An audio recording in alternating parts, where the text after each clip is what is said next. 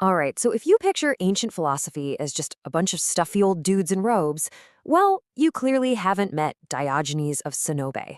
This guy was one of history's most eccentric, most provocative, and, frankly, one of the most hilarious thinkers out there. He basically turned his entire life into a piece of performance art, all just to prove a point. Okay, so picture this. It's broad daylight in ancient Athens. The marketplace is bustling, and there's this guy walking right through the crowd, holding up a lit lantern to people's faces.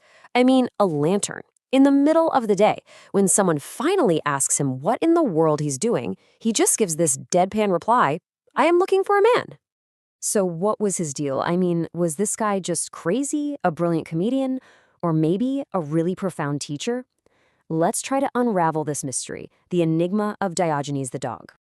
All right, to really get what's going on with that lantern, you have to understand the man holding it. And let me tell you, his story doesn't start in some fancy, respectable academy. Oh no, it starts with crime and exile. So Diogenes gets kicked out of his hometown for, get this, counterfeiting money. Yep, a crime he totally admitted to later.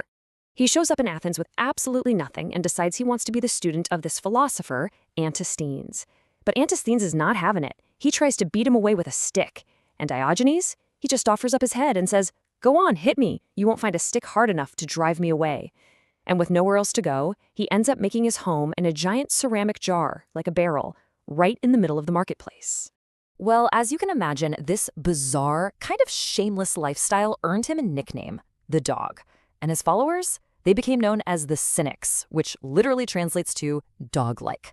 The whole idea was to live like an animal, shamelessly, simply, and totally in line with nature, not with all these made-up human rules. And you know what? He didn't just accept this nickname, he leaned into it. He totally embraced it. When the super famous philosopher Plato called him a dog, probably as an insult, Diogenes shot right back with this razor-sharp comeback. He basically took a word meant to shame him and turned it into his brand, a badge of honor. Now, this whole dog-like thing, it wasn't just an act. It was the absolute core of a super radical philosophy, a philosophy that pretty much declared war on everything society valued. See, for Diogenes, wanting stuff was a prison. Houses, nice clothes, your social status. He saw all of it as this big, complicated trap that just makes people weak and miserable. Real freedom, he said, came from needing absolutely nothing. The guy owned next to nothing, just a cloak, a bag, and a single cup. But then one day he sees a little kid drinking water with his hands, and it's like a light bulb goes off. He realizes even his cup is an unnecessary luxury, so he just tosses it. He was always looking for ways to strip things down even more. And he didn't just give up possessions, he put himself through some extreme physical training. We're talking rolling around in hot sand in the summer and literally hugging snow-covered statues in the winter. He even tried to eat raw meat. Now, this wasn't about punishing himself. It was all about toughening up his mind and body to become totally indifferent to any kind of hardship. And all that training, that embrace of hardship, it wasn't just a personal project. Diogenes didn't just sit quietly in his barrel. No way! He used his philosophy like a weapon to call out the hypocrisy of the rich and powerful. His number one intellectual target? The one and only Plato. So the story goes, Plato is in his fancy academy and gives this definition of a human, a featherless biped. Diogenes doesn't write some long, boring essay in response. Nope. He finds a chicken, plucks all its feathers off, and storms into the lecture hall. He holds it up and shouts, "Behold, Plato's human." Classic. Plato then had to add, with broad, flat nails to his definition. Another time, he gets invited to Plato's house. And what does he do? He walks all over the expensive carpets with his muddy feet, announcing that he was trampling on the pride of Plato. He just saw Plato's whole philosophical vibe as arrogant and completely disconnected from real life, and he had zero problem calling him out on it. But his most legendary showdown wasn't even with another philosopher. It was with, the most powerful man in the known world at the time, Alexander the Great. Alexander had heard all these stories about this wild man, so he went to meet him. He finds Diogenes just sunbathing by his barrel. And Alexander, being, Alexander, offers to grant him any wish, anything his heart desired. Think about that for a second. The most powerful man on earth offers him anything. And Diogenes' reply? Yeah, You can do something for me. Stop blocking my sunlight. I mean, wow. The man with nothing asks the man with everything for something that costs nothing. It perfectly sums up his entire philosophy. The only thing that's truly valuable is what nature gives you for free, and no king can offer anything better than that. The story goes that Alexander was so blown away he said, "If I were not Alexander, I would wish to be Diogenes." Okay, but the story gets even crazier. His whole philosophy of self-sufficiency, it was about to face the ultimate test. So, Diogenes is on a sea voyage and he gets captured by pirates. They take him to be sold as a slave. When the auctioneer asks him what his trade is, what he's good at, he doesn't say philosophy. He says, "I can manage people." Then he spots this rich-looking guy in the crowd, points right at him, and tells the auctioneer, "Sell me to that man. He needs a master."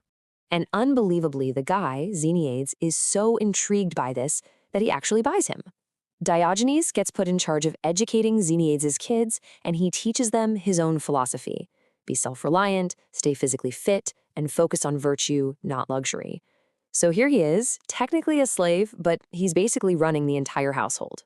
Even Xeniades, his owner, was totally won over. And this whole episode perfectly proves Diogenes' core belief. Real power and freedom don't come from your social status. They come from your mind and your character. He was a slave who was, in every meaningful way, freer than his own master. So how do you even begin to sum up a guide this complex? Was he a profound sage or just the world's first internet troll? But, in ancient Greece.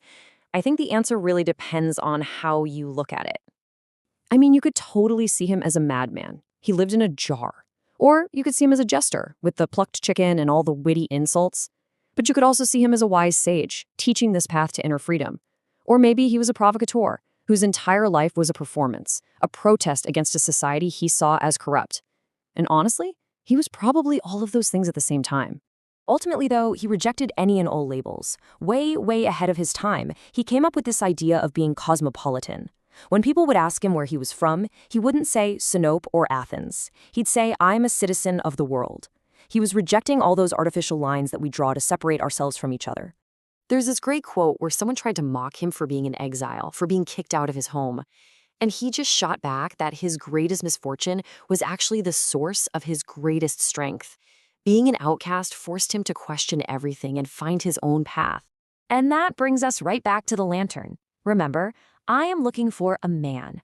He wasn't just looking for any person in the crowd. He was looking for a truly honest human being, someone who wasn't totally corrupted by greed and pride and all the social rules.